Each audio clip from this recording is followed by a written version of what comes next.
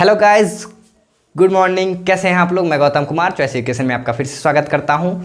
कैसा रहा कल का सेशन? धमाकेदार। मुझे तो आइडिया नहीं है, खैर ज़्यादा स्टूडेंट तो अभी अटेंड नहीं कर पा रहे हैं, करेंगे है ना, समय आने पे धीरे धीरे करेंगे। तो आप लोग जो भी अटेंड कर रहे हैं उनको बहुत बहुत थैंक यू। आप क्लास कर रहे होंगे, मज़ा तो आ ही रहा होगा आई थिंक। कैसा क्लास लगता है मुझे बताया भी करिए कमेंट में। तो आज हम लोग स्टार्ट करने वाले हैं। जहाँ तक हम लोगों ने पढ़ चुका है, इससे पहले मैंने 2 क्लास ऑलरेडी करा दिए हैं। जो नहीं देख पाए हैं ऊपर आई बटन में देखिए, इसका डिस्क्रिप्शन लिंक दिख रहा होगा, उसको आप पहले क्लास कर लीजिए।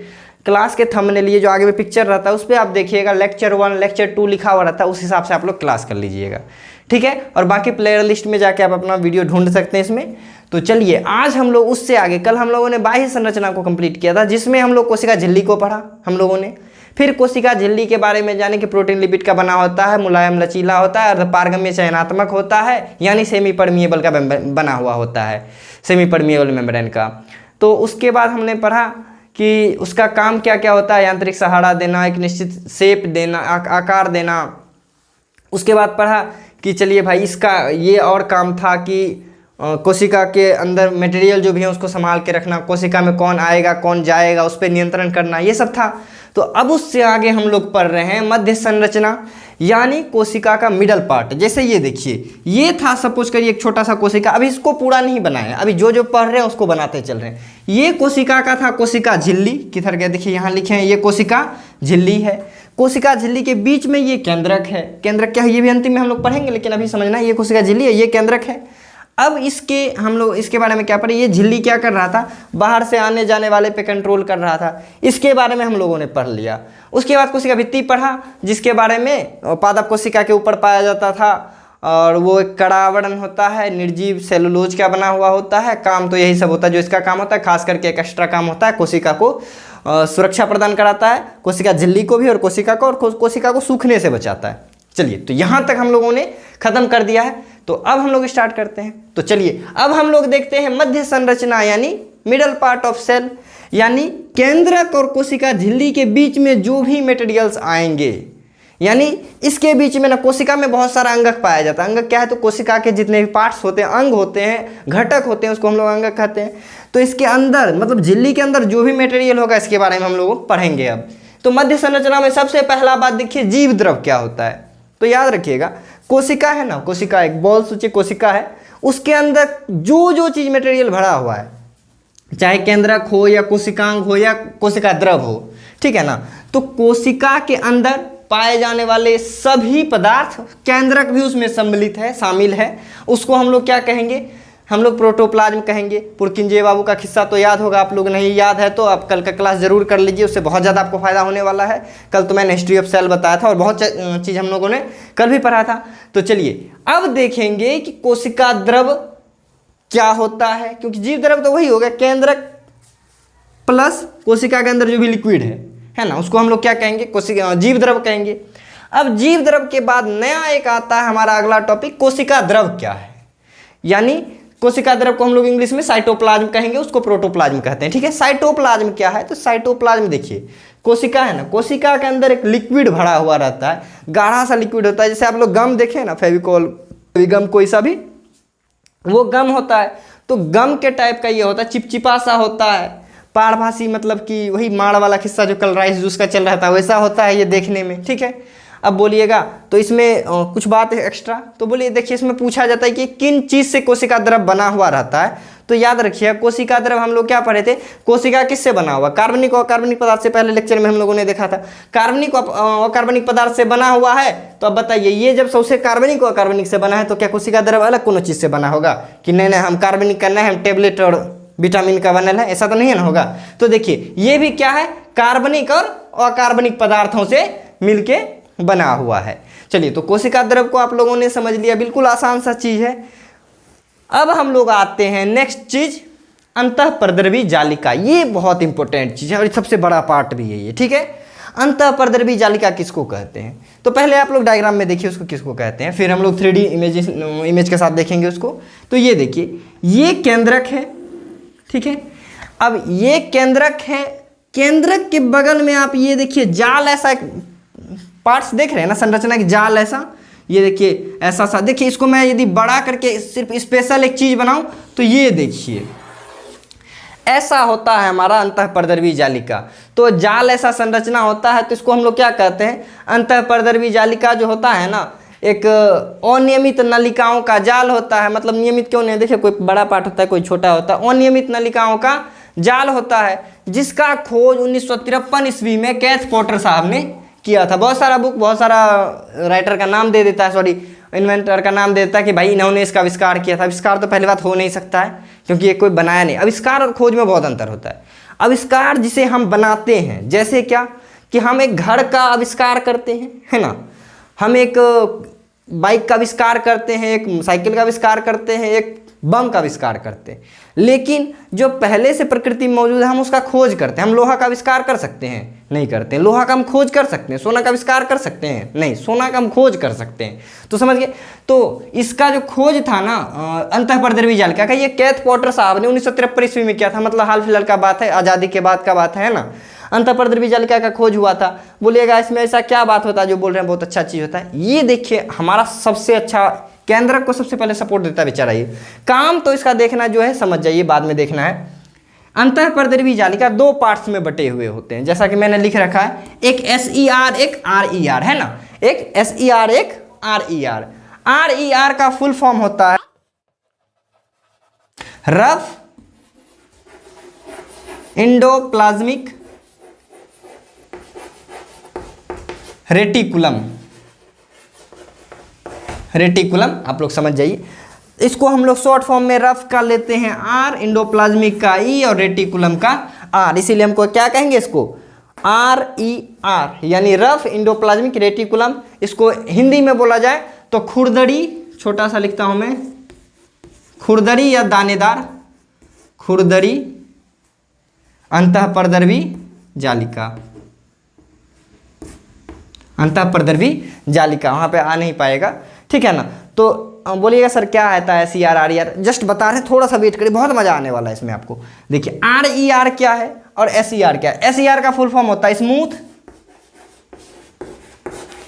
Smooth endoplasmic reticulum. इसका भी S फिर E और R, इसीलिए इसको कहते हैं SER शॉर्ट फॉर्म में। यानी इसको हिंदी में बोला जाता है चिकनी अंतःपरद्रवी जालिका।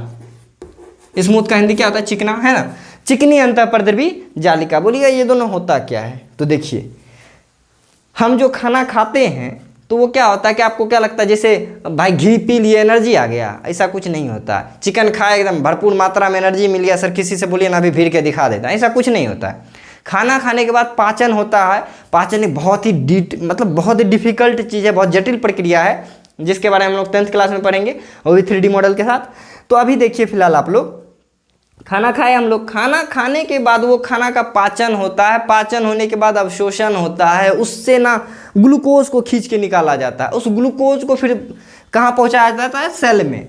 अब सेल के पास जो पहुँचता है वो लोग, तो इस जगह पे आपको क्या लगता है कि सेल उसको खाने लगता है? नहीं, सेल का खाना कुछ और ही होता है। हम लोगों की तरह चावल दाल सेल नहीं खाता है कि नहीं ना चलिए ना आज भोज है, देखिए ना सर चिकन खा रहे हैं तो कोशिका खुश होगा, अरे चिकन खा रहा है हम भी चिकन खाएंगे। कोशिका के पास चिकन थोड़ी पहुंचता है, चिकन हमारे पास रह जाता है। चिकन में जो मिनरल्स होते हैं, जो भी हमारे कार्बनिक या अकार्बनिक आवश्यक पदार्थ होते हैं, हम लोग उसको खा जाते हैं, वो ग्रहण होता है, वो जाता है कोशिका के पास।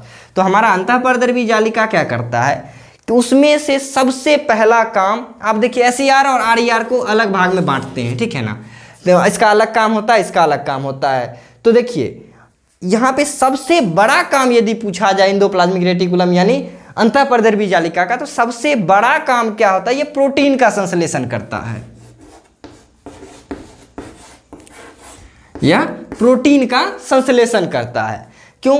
क्योंकि देखिए हमारे इसमें प्रोटीन आता है। प्रोटीन का निर्माण कहाँ से होता है? तो बोलिएगा प्रोटीन का निर्माण राइबोसोम से होता है। ये राइबोसोम क्या है अभी देखिए बताते हैं। नाम के पीछे का पहले लॉजिक पढ़ते हैं। SER और RER क्यों कहते हैं, क्यों चिकनी होता है, क्यों रफ होता है? देखिए ये आपको, ये देखिए बड़ा सा फोटो दिख रहा है, ये आपको दाना दाना दिख रहा है। आप सोचिए एक आटा ले लिए हैं, गूंथ के उसको ऐसे ऐसे करके गोल सा बना दिए हैं, उसको सरसों पे लेटा दीजिएगा तो क्या होगा? सरसों चिपक जाएगा तो खुरदरा बन जाएगा ना। सेम वही स्टोरी होता है। ये ना एक नलिका होता है, नलिका टाइप का, जिसके अंदर लिक्विड भरा हुआ होता है। अब क्या होता है, केंद्रक से राइबोसोम रिलीज होता है, ठीक है। राइबोसोम क्या है? तो प्रोटीन का एक पैकेट है। तो राइबोसोम केंद्रक से रिलीज होकर आके इसमें चिपक जाता है। अब जिस अंतःपरद्रव्यी जालिका यानी जिस इंडोप्लाज्मिक रेटिकुलम में चिपकता है वो खुरदरा हो जाता है, इसीलिए उसको रफ कहते हैं। और जिसमें नहीं चिपक पाता, ये देखिए ये स्मूथ है, ठीक है, ये चिकना बच जाता है। इसीलिए देखिए यहाँ पे देखिए इसमें बगल वाले में चिपक गया है और जो बाद वाला हमारा ये खाली रह गया। तो ये हो गया रफ इंडोप्लाज्मिक रेटिकुलम, ये स्मूथ इंडोप्लाज्मिक रेटिकुलम। अब बोलिएगा राइबोसोम क्या बोले? प्रोटीन का पैकेट। नहीं समझे? देखिए होली में कभी पिचकारी से खेले हो? अरे रंग तो खेले तो जरूर होंगे आप लोग। देखिए बैलून में ना रंग भर के मारते होंगे। रे दोस्तों देखो तुम्हारा आंखें फोड़ देते हैं और लड़ाई कर लेंगे, बाद में देखेंगे किसमें कितना बल है, तो वो अलग बात है।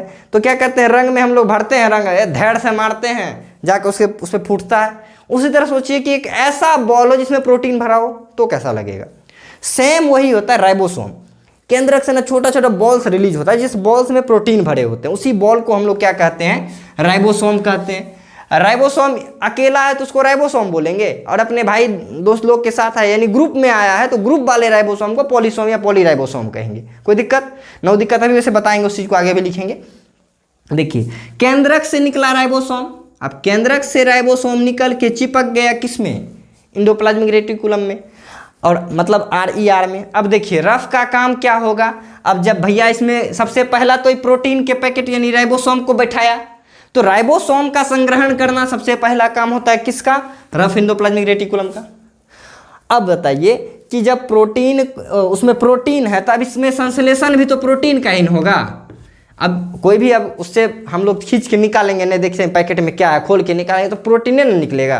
तो अब प्रोटीन का संश्लेषण कौन करेगा? तो ये रफ वाला करेगा। तो इसको हम लोग यहाँ सही से लिखते हैं। यदि आप लोग डेफिनेशन का स्क्रीनशॉट लेना चाहें तो ले लीजिए।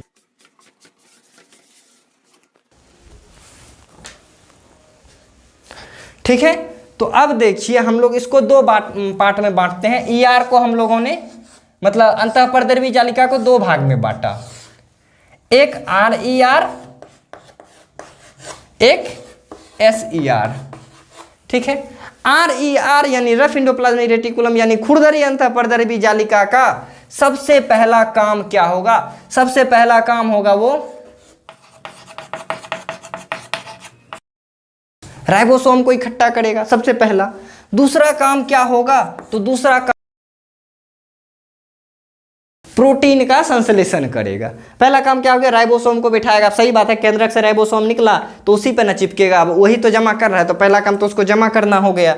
दूसरा काम प्रोटीन का संश्लेषण, बोलिए ये क्या है? अब देखो ये प्रोटीने का बना हुआ तो प्रोटीने का ना संश्लेषण करेंगे, कोई बड़ा बात नहीं है। तो देखिए ये मुख्य रूप से दो काम होता है किसका? तो रफ इंडोप्लाज्मिक रेटिकुलम का। स्मूथ का बहुत ज्यादा काम होता है। तो देखिए स्मूथ का काम हम लोग यहां से लिखते हैं। सबसे पहला काम तो ये देखिए वसा और कोलेस्ट्रोल है ना, एवं कोलेस्ट्रोल को क्या करता है? उसको संश्लेषित करता है, मतलब कि उसको अपने खाने लायक का बनाया जाता है ताकि उसका आगे चल के कहीं और पहुंचाया जाए उसको। ठीक है ना। तो अब देखिए ये भोजन को क्या करता है? भोजन को ना एक जगह से दूसरे जगह पहुंचाता भी है। तो भोजन को एक जगह से पहुंचाने वाले दूसरे जगह को ट्रांसपोजर कहेंगे कि नहीं? तब बताइए भोजन का ट्रांसपोज सबसे पहले कौन किया? तो राइबोसोम, ये सॉरी अंतःपरद्रव्यी जालिका किया। तो देखिए सबसे पहला काम क्या किया इसने कि इस वसा और कोलेस्ट्रोल का संश्लेषण किया।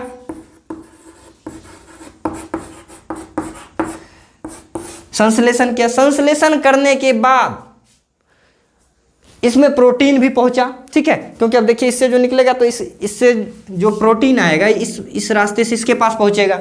अब इसके साथ मिला यहाँ पे क्या? प्रोटीन मिल गया। तो चलो अब ये देखो एक रसोइया का काम करेगा। क्या रसोइया का काम करेगा? और बहुत भयंकर काम है, लिखा लो हमसे। क्या होगा कि देखिए वसा इसके पास आ गया, प्रोटीन इसके पास आ गया। ये सबसे भयंकर काम क्या करता है कि ये समय आने पर वसा और प्रोटीन को मिक्स करेगा, मिला देगा आपस में। वसा और प्रोटीन को मिला के ये जो सेल मेम्ब्रेन होता है ये कमजोर होते जाता है, तो उस समय सेल मेम्ब्रेन यानी कोशिका झिल्ली का निर्माण करता है। ये सबसे महत्वपूर्ण काम है अंतःपरद्रव्यी जालिका का, ये काम कोई दूसरा नहीं करता। ठीक है, जितने भी कोशिकांग हैं, बहुत सारे कोशिकांग हैं, तो इसमें सबसे मेहनती काम ये करता है कि वसा और कोलेस्ट्रॉल का संश्लेषण करता है, साथ साथ प्रोटीन का संश्लेषण करता है। जरूरत पड़ने पर वसा और प्रोटीन को मिलाकर कोशिका झिल्ली का निर्माण करता है या जीवात जनन।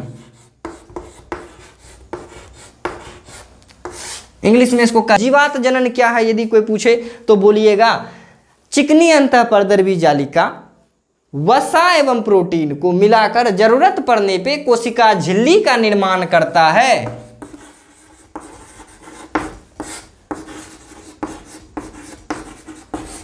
कोशिका झिल्ली का निर्माण करता है, जिस प्रक्रिया को जीवात जनन बोला जाता है। कौन दिक्कत? नो दिक्कत। तो देखिए सबसे पहला काम हो गया क्या? वसा प्रोटीन कोलेस्ट्रॉल का संश्लेषण। दूसरा काम क्या हो गया? जीवात जनन। तीसरा काम क्या हो गया कि भोजन का ट्रांसपोजिशन यानी भोजन का परिवहन। तीसरा हो गया, पहला ये रहा, दूसरा यहाँ है। तीसरा काम देखिए यहाँ पे लिखते हैं, नीचे नहीं दिख रहा होगा। तीसरा काम इसका लिखते हैं भोजन का परिवहन। भोजन का परिवहन करना। 3 काम हो गया इसका। चौथा काम देखिए कितना इंपॉर्टेंट है इसका काम कि जब कोशिका में विभाजन होता है तो उस समय सेल प्लेट का निर्माण करता है। चौथा क्या हो गया? सेल प्लेट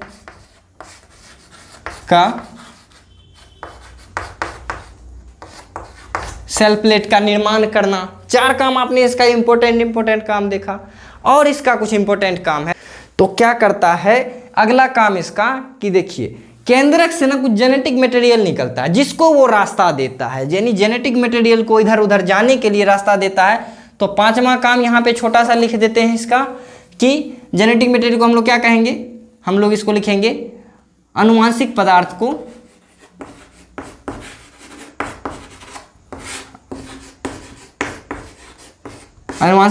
को रास्ता देना है ना। आनुवांशिक पदार्थ को ये रास्ता देता है। थोड़ा सा उधर मिटा लें। चलिए अगला काम इसका देखिए क्या है? छठा काम। बोलेगा सर इतना काम अकेले कैसे करता होगा? ये भूख नहीं लगता है? अरे भूख लगता है तो कहता है मम्मी कहाँ गई। ऐसा नहीं होता तो हम लोगों का ना काम है। अब हम लोगों का अंदर में है तो बोलिए उसका भी तो काम हुआ नहीं, वो काम तो हुए ना किया। अभी देखिए ना इसके आगे उसका कैसा भयंकर काम होगा। कौन इसको खाना कौन खिलाता होगा? सोचने वाला बात है। जिसको हम देख नहीं सकते उसको हम तो खिलौने से रहे। बेशक हम हूड़ लेते हैं, अलग बात है कि नहीं आज हम चिकन खाएंगे। बोले सर चिकन कर रहे हैं, क्या बात है? तो वो बात आप लोग भी समझ रहेंगे क्या बात है। तो चलिए छठा काम क्या हो गया इसका कि देखिए सबसे पहला काम देखिए भूलना ही चाहिए आप लोग, वसा एवं कोलेस्ट्रॉल का संश्लेषण, प्रोटीन का संश्लेषण। जरूरत पड़ने पे प्रोटीन और वसा को मिलाकर सेल मेम्ब्रेन का निर्माण कर देना यानी कोशिका झिल्ली का निर्माण कर देना, जिसको जीवात जनन कहेंगे। चौथा काम हम लोगों ने देखा कि सेल प्लेट के निर्माण में भाग लेना। 5वां काम देखा भोजन के परिवहन में, भोजन का परिवहन करना। तो ये सब काम इतना ही रहने दीजिए, काफ़ी है। ये सब काम हम लोगों ने देखा किसका? अंतःपरद्रवी जालिका का। तो चलिए इसका एक बार 3D विजुअलाइजेशन कर लेते हैं, इसको एक बार 3D तरीके से देखते हैं, ठीक है। तो चलिए ये देखिए ये हमारा केंद्रक है। अब केंद्रक से ये देखिए ये केंद्रक छिद्र है। अब इससे जो ये येलो कलर के बॉल्स आप निकलते हुए देख रहे हैं, इस बॉल्स को राइबोसोम बोला। तभी हम लोग देखिए अब ये जिस पे चिपक गया तो पहला जिस पे चिपका इसको कहेंगे अंतःपरद्रवी जालिका। और देखिए ये जो दूर में आपको दूर में दिख रहा है ये इसमें चिपक नहीं पा रहा है। क्यों? क्योंकि वहीं पे चिपक गया, जो बचा वो घूमते रह गया। तो उसको हम लोग क्या कहेंगे? स्मूथ कहेंगे, चिकनी अंतःपरद्रवी जालिका, इसको कहेंगे खुरदरिया। अब उसके अंदर देखिए क्या हुआ, ये अब उसके अंदर प्रोटीन का संश्लेषण हो रहा है, ठीक है। तो अब देखिए इसके बाद ये चला किसके पास? ये बॉल्स बन के गया गोल्जी काय के पास। अब गोल्जी काय इसका फिल्टराइजेशन करेगा, उसका संश्लेषण करेगा, सिंथेसिस उसका वहां पे चलेगा। तो अब हम लोग गोल्जी काय के बारे में पढ़ेंगे। तो दोस्तों गोल्जी काय से पहले हमें एक छोटा सा पार्ट पढ़ना है, राइबोसोम, जिसको हमने अभी पढ़ा, लेकिन अब उसको एक बार देख लेते हैं फिर से। क्या है राइबोसोम? क्या है? कोशिका में पाया जाने वाला अत्यंत सूक्ष्म कोशिकांग है। जितने भी कोशिकांग होते हैं वो अत्यंत सूक्ष्म ही होते हैं। अब एक बार जितने भी कोशिकांग के बारे में बोलेंगे ना, एकदम छोटा सा प्यारा सा नन्हा सा होता है ना। तो जो भी डेफिनेशन देना है तो बोलेंगे, क्या बोलेंगे? वही जो बोलते आए हैं कि यह कोशिका में पाया जाने वाला सूक्ष्म कोशिकांग है, यह कोशिका द्रव्य में पाया जाने वाला सूक्ष्म कोशिकांग है। क्या कोशिका सूक्ष्म है तो उसका कोशिका अंग कितना बड़ा होगा, है ना। कोशिका का अंग कितना बड़ा होगा? इतना सा, ठीक है। तो क्या है? सूक्ष्म कोशिकांग है जो प्रोटीन का संचार करता है, मतलब प्रोटीन को लेके जाता आता है। यह बनता कहाँ है? केंद्रक में, कभी कभी लवक में या कभी कभी माइटोकॉन्ड्रिया में इसका निर्माण हो जाता है। साथ ही साथ क्या बोले, इसका यदि समूह होगा तो उसको हम लोग पॉलीसोम या पॉलीराइबोसोम कहेंगे। कौन दिक्कत? नो दिक्कत। अब देखिए मतलब नो दिक्कत, ठीक है। कार्य प्रोटीन का संश्लेषण। तो इसके बिना ना प्रोटीन का संश्लेषण भैया संभव नहीं है। यदि कहीं क्वेश्चन पूछे कि किस कोशिकांग के द्वारा प्रोटीन का संश्लेषण होता है और बिना उसके संश्लेषण संभव नहीं है, तो वो कौन है? वो राइबोसोम है। तो चलिए अब हम लोग पढ़ते हैं गोल्जी काय के बारे में। गोल्जी काय क्या है? तो दोस्तों गोल्जी काय सबसे पहले देखिए 1998 ईस्वी में कैमिलो गोल्जी नाम के एक बायोलॉजिस्ट थे। उन्होंने कोशिका पे बहुत ज़्यादा काम किया। कैमिलो गोल्जी साहब ने तंत्रिका कोशिका पे भी बहुत ज़्यादा काम किया है। तो वो कोशिका पे अध्ययन करते करते उन्होंने क्या देखा कि कोशिका के अंदर ना, ये देखिए ये जैसा गोल सा कोशिका है हमारा यहाँ पे केंद्र, कोशिका के अंदर देखिए कि कुछ छड़ ऐसा ऐसा मुड़ा हुआ रखा हुआ है, छड़ का मुड़ा हुआ गुच्छा ऐसा कुछ रखा हुआ है। जब उस पर उन्होंने वर्क किया तो उन्होंने देखा कि चले भैया ये तो बहुत भयंकर चीज़ है और बहुत अच्छा अच्छा काम करता है ये। तो बोलिएगा चलिए तब उसका बताइए, उसका क्या सब लिखें डेफिनेशन। तो फिर वही लिखेंगे, कोशिका में पाया जाने वाला वह सूक्ष्म कोशिकांग जो मुड़े हुए छड़ की तरह प्रतीत होता है। इसका मुख्य रूप से 3 पार्ट होता है, रिक्तिका, पुटिका और सिस्टर्नी। रिक्तिका किसको कहेंगे? इसका देखिए नॉर्मल डायग्राम ऐसा होता है, एक्चुअल में वो ऐसा होता है, ठीक है। तो देखिए क्या है कि उसका रिक्तिका होता है, उसके बीच में छोटा छोटा पैकेट होता है जो खाली होता है, उसका काम बहुत भयंकर होता है, अभी आगे बताते हैं। रिक्तिका होता है। दूसरा पुटिका, इसके नीचे जो अंगूर ऐसा लटका हुआ है ना, ये पैकेट होता है, भोजन को ना पैक करके इसे बाहर रिलीज कर दिया जाता है, पुटिका। सिस्टर्नी, तो ये जो लाइन नलिका देख रहे हैं ना मुड़ा हुआ, ये नलिका, यही कहलाता है सिस्टर्नी। तो चलिए इसके बारे में पढ़े। पादप कोशिका में ना गोल्जी काय नहीं पाया जाता है, पादप कोशिका में पाया जाता है, इसी की तरह कार्य करता है और यही होता है, मतलब इसी का जो कहिए ना पादप कोशिका में यदि ये पाया जाएगा तो इसको हम लोग डिक्टियोसोम कहेंगे, ठीक है। अब देखिए चूंकि कैमिलो बाबू ने खुद इसका खोज किया था, कैमिलो गोल्जी ने, तो बोला अब नाम क्या दे दें, अब इसका नाम ही दे देते हैं कैमिलो गोल्जी। तो कैमिलो गोल्जी देना तो अच्छा नहीं लगा, इसीलिए उनका नाम उन्होंने गोल्जी बॉडी या गोल्जी अपैरेटस नाम दिया उसका, ठीक है। अब सोचिए गोल्जी साहब ने खोजा तो गोल्जी दिया, अब हमरे इधर का कोई भोलेनाथ खोज देते, होता है ना खुदीराम बोस, खुदीराम बोस खोजते तो इसका नाम कैसन होता? हम लोग पढ़ रहे हैं गोल्जी काय, तो उसमें पढ़ते खुदीराम बोस काय, बड़ा भयंकर सा नाम लगता। या फिर यदि कोई अटपटा सा लड़का खोज देता, मिथुन खोजना था, मिथुन, तो क्या बोलते हैं मिथुन काय, मिथुन काय, काय चल रहा है, तो ऐसा सब हो जाता। लेकिन देखिए गोल्जी का खोज किया था गोल्जी, कैमिलो गोल्जी साहब ने, उन्हीं के नाम पे इसका नाम रखा गया है। अब नेक्स्ट देखिए, देखते हैं इसका पार्ट्स का क्या है, उसका काम क्या है। तो ये देखिए सबसे पहले जब देखिए क्या हुआ था, ईआर से भोजन, इंडोप्लाज्मिक रेटिकुलम से भोजन कहाँ आया था? पैकेट के रूप में बन के आया था इसके पास, ठीक है, देखिए चिपक के आया इसके पास।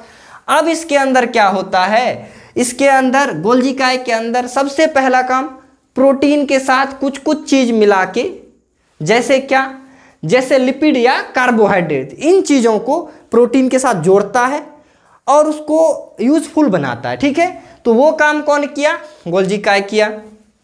अब साथ ही साथ गोल्जी काय सबसे पहले तो उस भोजन को क्या करेगा, इस भोजन इस पैकेट में पैक करेगा और इस पैकेट को रिलीज कर देगा ताकि पूरे कोशिकांग में भोजन पहुंचे, है ना। वो जो पैकेट बना के छोड़ा गया है, मतलब सोचिए ना इसके पास ना दूध चीनी पहले से होता है, कोई चावल देता है तो खीर बना के इसमें पैक करके भेज देता है, यानी भोजन को पैक करके भेजना सबसे पहला काम हो गया। मतलब बोला जाए ना तो कोशिका में 2 फैक्ट्री होता है, एक अंतःपरदर बीजालिका नाम का फैक्ट्री और एक गोल्जी काय नाम का फैक्ट्री। दोनों फैक्ट्री का एक ही काम है, भोजन बनाना। वो भोजन तैयार करता है, ये तैयार करके पैक करके आगे बढ़ा देता है, ठीक है।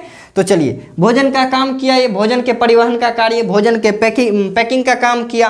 अगला काम देखिए क्या है, इसमें जो ये रिक्तिका है ना, ये रिक्तिका बहुत भयंकर काम करता है। ये रिक्तिका लाइसोसोम का निर्माण करता है, जो बहुत ही अच्छा चीज़ है। अब बिना लाइसोसोम के तो कहना दुष्बर है कि लाइसोसोम नहीं रहेगा ना तो सोचिए कोशिका नहीं रहेगा। अभी देखिए बताते हैं, रिक्तिका है, रिक्तिका लाइसोसोम का निर्माण करता है। इसमें गोल्जी काय कहा जाए तो गोल्जी काय ही लाइसोसोम का निर्माण करता है। अब बोलिएगा लाइसोसोम क्या है, तो उसको आगे पढ़ेंगे। तो हम लोग पहले इसका एक बार लिख लेते हैं वर्क।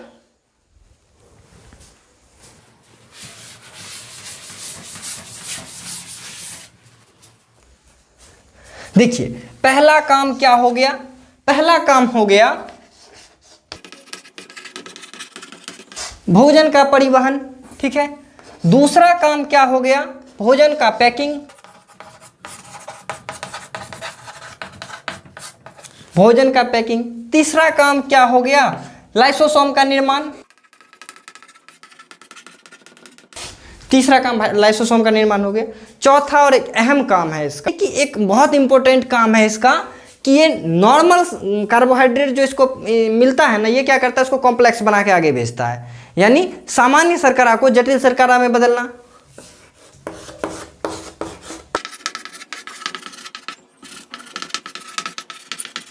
सामान्य शर्करा को जटिल शर्करा में बदलना। अब देखिए अंतःपरद्रवी जालिका का क्या काम था, कोशिका विभाजन के वक्त सेल प्लेट का निर्माण करना, वो जंतु कोशिका में।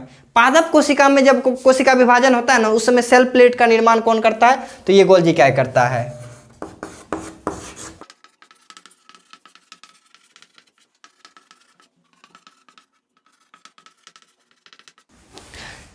तो दोस्तों इसका ये सब काम है। तो वर्क आपने देख ही लिया, पीछे में उस समय बैकग्राउंड में भी देख रहे थे। तो ये हम लोगों का क्या था, गोल्जी काय का पूरा काम था। एक बार रिपीट कर लें, गोल्जी काय क्या है, तो कोशिका में पाया जाने वाला वह सूक्ष्म कोशिकांग जो मुड़े हुए छड़ की तरह प्रतीत होता है, उसको हम गोल्जी काय कहेंगे। एक्चुअली में हम नहीं कहेंगे, केमिलो गोल्जी बाबू ने उसे गोल्जी काय कहा था। 1998 ईस्वी में केमिलो गोल्जी साहब ने उसका खोज किया था। उसके बाद उसका 3 पार्ट होता है, रिक्तिका, पुटिका और सिस्टर्नी। रिक्तिका का काम है लाइसोसोम का निर्माण करना, पुटिका का काम है इसमें जो भोजन आएगा उसको पैक करके पूरे बॉडी में पहुंचाना, पूरे सेल के बॉडी में पहुंचाना। सिस्टर्नी क्या है, तो सिस्टर्नी ये जो मुड़ा हुआ कुंडिका दिख रहा है, इसको सिस्टर्नी कहेंगे। ठीक है, अब देखिए पादप कोशिका में जो गोल्जी काय होता है ना, उसको हम डिक्टियोसोम कहते हैं। ठीक है, इसका काम क्या था, तो भोजन को अपरिवहन करना, भोजन को एक जगह से दूसरे जगह पहुंचाना। दूसरा काम था भोजन का पैकिंग करना, ये पुटिका के रूप में। तीसरा काम था लाइसोसोम का निर्माण करना, जो बहुत ही अहम काम है। चौथा काम था नॉर्मल शर्करा को जटिल शर्करा में बदलना। पांचवा काम था पादप कोशिका के विभाजन के वक्त सेल प्लेट का निर्माण करना। तो दोस्तों ये था हमारा गोल्जी काय का काम। चलिए, तो अब इससे आगे हम लोग पढ़ते हैं अब लाइसोसोम के बारे में, क्योंकि हम लोग अभी क्या देखा कि इसका काम होता है लाइसोसोम का निर्माण। तो ये कौन है लाइसोसोम और क्यों इसके बारे में हम लोग शुरू से सोच रहे थे। चलिए, तो अब इसको स्टार्ट करते हैं। तो दोस्तों अब हम लोग पढ़ेंगे कि लाइसोसोम क्या है, क्यों इसे आत्महत्या की थैली कहते हैं, और हाँ ये कौन सा ऐसा बॉडीगार्ड था जिसके बारे में हम लोग बहुत देर से सुन रहे थे। पहले क्लास में सुना था बॉडीगार्ड था, मार वार करता, लड़ाई झगड़ा करता। तो देखिए ये बहुत प्यारा सा चीज़ है, ये नहीं रहेगा तो आप नहीं रहोगे। ठीक है, होता क्या है देखिए, सबसे पहले इसके बारे में थोड़ा सा सुन लीजिए। क्रिश्चियन दी दवे नाम के एक वैज्ञानिक थे, उन्होंने 1958 ईस्वी में इसका खोज किया था उन्होंने कोशिका में। वो एक नोबेलिस्ट थे, ये याद रखिएगा। मतलब नोबेलिस्ट मतलब समझ रहे हैं जिनको नोबेल प्राइज मिलता है, मतलब दुनिया का सबसे बड़ा पुरस्कार नोबेल प्राइज होता है। जिनको मिल चुका है वो बहुत रिस्पेक्टेड लोग होंगे। लाइसोसोम का एक नॉर्मल पिक्चर ये देखिए, ये प्रोटीन रहता है बाहर में उभरा हुआ, इसके अंदर हाइड्रोलिक एंजाइम होता है जो किसी भी बड़े से बड़े कचरे को डाइजेस्ट करने का क्षमता रखता है, यानी पचाने का क्षमता रखता है। अगला, ये बाहर वाले झिल्ली को लाइसोसोम झिल्ली कहेंगे। यूकैरियोटिक प्रोकैरियोटिक में पूछे बताएंगे, यूकैरियोटिक जिसमें झिल्ली होता है, प्रोकैरियोटिक नहीं होता, वो अंतिम में हम लोग पढ़ेंगे। ठीक है, आत्महत्या की थैली लाइसोसोम को कहा जाता है। क्यों कहा जाता है इसके बारे में बहुत मजे से चर्चा करेंगे और 3D इमेज भी देखेंगे उसका। देखिए कार्य क्या है कि सबसे पहला कार्य कोशिका को जीवाणु से बचाना। ठीक है, मतलब कोशिका में प्रवेश करने वाले जीवाणु का सुसाइड करवा देना, मतलब खत्म कर देना उसको, है ना, मारना। दूसरा काम क्या होता है, कोशिका में प्रवेश करने वाले बड़े कचरे का पाचन करना। तीसरा काम होता है टूटे फूटे अंग का मरम्मत करना, मतलब टूटे फूटे अंग का जो बचा हुआ रहता है इसके अंदर उसको पाचित करना। अगला काम है जब केंद्रक नियंत्रण खोता है तो कोशिका को खत्म कर देना। बोलिए, मतलब ऐसा कौन सा सर बताए कि ऐसा कौन सा बॉडीगार्ड है जो अपने आप मतलब अपने परिवार को खत्म कर देता है, तो इसका मजबूरी होता है। वो समझते हैं क्या होता है। ये देखिए, ये कोशिका, ये जो देख रहे हैं ये लाइसोसोम है। एक मिनट, ये लाइसोसोम है। ठीक है, अब देखिए होता क्या है कि यदि कोशिका के अंदर कोई टूटा फूटा अंग होगा, सोचते हैं कि एगो यहाँ पे ना ये माइटोकॉन्ड्रिया है, ये एगो मर गया होगा, तो अब क्या होगा, ये मर गया होगा तो इसको खाएगा कौन, नहीं खाएगा तो ये परेशान करेगा सबको। तो ये क्या करेगा, इसको अपने में लाके खत्म कर देगा खा पी के, है ना। हो सकता है कोई भोजन का बड़ा कचरा कोशिका झिल्ली को तोड़ के अंदर घुस गया हो, तो क्या होगा उस समय में, क्या होगा, कोशिका पूरा ना अनियंत्रित हो जाए, क्योंकि वो ये आके केंद्रक को परेशान करेगा। अब गार्जियन परेशान तो पूरा कोशिका परेशान, तो क्या करेगा, इसको अपने में ला के डाइजेस्ट कर लेगा। कभी कभी क्या होता है, बैक्टीरिया जब हमला करता है, जैसे ही आएगा बोलेगा देखो भैया अब आप कोशिका झिल्ली को हम ऐसे खा जाएंगे। जैसे घुसता है लाइसोसोम सब सुतल रहता है, जैसे घुसा इसको, ये ऐसे इसमें जैसे घुसा, अब इसको इन्फॉर्मेशन मिला, अरे भैया देखो कोई घुसा, इन लोगों का पता है नेटवर्क बड़ा तगड़ा होता है, तुरंत सबको मैसेज करता है, देखो देखो घुसा रहे, पकड़ो, कोई जो नज़दीक में पकड़ो, जैसे घुसता है पकड़ के उसको खा लेता है। ठीक है, अगला देखिए क्या होता है कि अब ये इसको खाया, बड़े कचरे को डाइजेस्ट किया, अंदर में जो कचरा था उसको डाइजेस्ट कर लिया। अब लेकिन क्या होता है, कभी कभी ना केंद्रक सठिया जाता है, अजीब अजीब हरकत करने लगता है, जिससे क्या होता है इसके अगल बगल वाले कोशिका को दिक्कत होने लगता है। क्या कि देखिए जिधर केंद्रक जाएगा ना कोशिका उधर टेढ़ा हो जाएगा। ठीक है ना, तो क्या होगा कि अब इधर आया तो इसको परेशानी, इधर जाता है इसको परेशानी, इसको परेशानी। अब लाइसोसोम बोला था, देखो भगवान जब भेज रहे थे इसको बोला देखो तुमको एक काम देते हैं, तुम जाओ कोशिका का हिफाजत करना जब तक तुम जिएगा। ये बता के नहीं भेजा था कि तुम अपने कोशिका का करना, कोशिका का हिफाजत करना था। अब देखा कि इसके वजह से ना ये बगल वाला पड़ोसी परेशान हो रहा है, तो ये क्या करता है, बोलता है दोस्तों शहीदी का समय आ गया, एक दूसरे से सिग्नल मिलाता हुआ फ़ोन करके कि देखो हेलो लाइसोसोम 2 नंबर बोल रहा है, 3 नंबर एजेंट, देखो भाई हम लोग का ना हो गया है, जो जीना था, अब मरना है वतन के लिए। ये आपस में सिग्नल मिलाता है, बोलता है जय श्री राम या जो भी बोलता है और खुद को फोड़ देता है। उसके अंदर पाया जाता है हाइड्रोलिक एंजाइम जो पूरे कोशिका में भर जाता है, जिसके कारण क्या होता है कोशिका गल जाता है। अब ये चूंकि कोशिका को मारने के लिए खुद का सुसाइड कर लेता है, इसीलिए इसे आत्महत्या की थैली कहते हैं। कोई भारी था। अब चलिए इसको एक बार 3D इमेज के साथ समझते हैं। तो दोस्तों अब देखिए हम लोग इसमें समझते हैं, देखिए ये लाइसोसोम है। अब देखिए ये जैसे बड़ा वाला कचरा इसमें जैसे ही गया वो देखिए डाइजेस्ट हो गया। अच्छा दूसरे पिक्चर के साथ समझते हैं, जैसे आप लोग देखिए घर में, आपके घर में कोई कीट वगैरह निकल जाता होगा, उसको मारने के लिए आप लोग क्या पेस्टिसाइड का यूज़ करते हैं, कीटनाशक का। अब सोचिए कि हमारे घर में आया तो उसको उससे मार दिए, तो आपको क्या नहीं लगता है कि इतना बड़ा कोशिका है, उसको ख़त्म करने के लिए कोई तो ऐसा एजेंट होना चाहिए जो उसको मार दे। तो उसके लिए भी एक एजेंट है जिसका नाम है लाइसोसोम।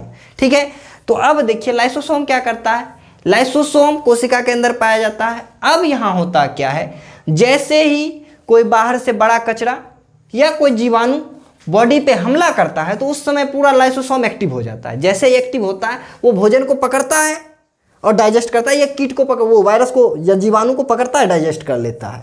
ठीक है, इतना ही नहीं, कभी कभी क्या होता है जब केंद्रक अजीब अजीब सा बिहेव करने लगता है, अपना कंट्रोल खो देता है, तो उस समय क्या होता है सारे लाइसोसोम फट जाते हैं, जिससे पूरा हाइड्रोलिक एंजाइम कोशिका में भर जाते हैं और कोशिका वहीं पे नष्ट हो जाता है। इसीलिए कोशिका का आत्महत्या का थैली लाइसोसोम को बोला जाता है। ठीक है, तो दोस्तों आप लोग देखिए समझ रहे होंगे कि हम लोगों के घर में क्या होता है, कोई मारा एक मुक्का एकदम काला हो जाता है, देखिए आंख पे मारता है काला हो जाता है, एकदम ऐसे करके भूत की तरह चलता है। ठीक है, या देखिए किसी को रड से पिटाई होता है वहाँ का काला होता है क्या है, जब मारता है ना रड तो क्या होता है उस समय बहुत सारा लाइसोसोम फट जाता है।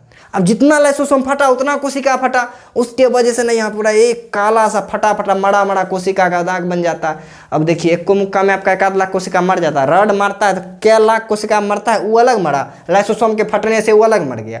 तो समझ सकते हैं बहुत खतरनाक काम होता है ये। तो दोस्तों आज हम लोगों ने ये सब देखा। सबसे पहले हम लोगों ने मध्य भाग से शुरू किया था, लाइसोसोम तक पढ़ा। इसके आगे हम लोग पढ़ेंगे इन लोगों को इतना ज़्यादा मेहनत करने के लिए खाना कौन देता होगा, क्या ये वही खाना खाते हैं जो हम खाते हैं, कौन इसका निर्माण करता है, माइटोकॉन्ड्रिया क्या है। इसके बाद हम लोग पढ़ेंगे रिक्तिका क्या होता है, मतलब कि वैक्यूल्स क्या होता है। उसके बाद हम लोग पढ़ेंगे कि भाई माइक्रोट्यूबुलस क्या होता है। उसके बाद पढ़ेंगे कि तारक का सेंट्रोसोम क्या होता है। फिर पढ़ेंगे केंद्रक, गुणसूत्र, ETC। तो मिलते हैं नेक्स्ट वीडियो में, तब तक के लिए यदि आपको वीडियो अच्छा लगा हो तो लाइक करें, अपने दोस्तों को इन्फॉर्म करें कि इस प्रकार की क्लास की फैसिलिटी है। क्योंकि देखिए ये मेरा यूट्यूब पे 3रा लेक्चर है अपना पर्सनली, तो सपोर्ट तो आप लोगों को करना है, इतना मेहनत हम कर रहे हैं तो आप समझ ही रहे होंगे, है ना। अब देखिए लॉकडाउन का समय चलता है तो पढ़ना सही बात है मोबाइल पे, लेकिन आप देखिए क्लास में जो पढ़ रहे होंगे और यहाँ जो पढ़ रहे होंगे डिफरेंस आपको बहुत ज़्यादा मिल रहा होगा। यदि आप नोट्स तैयार करें तो आप कोई सा भी बुक पलटिए 9th लेवल का, आप देखिए एक भी क्वेश्चन आपसे मिस नहीं होने वाला है। ठीक है, तो चलिए दोस्तों फिर से मिलते हैं, तब तक के लिए बाय।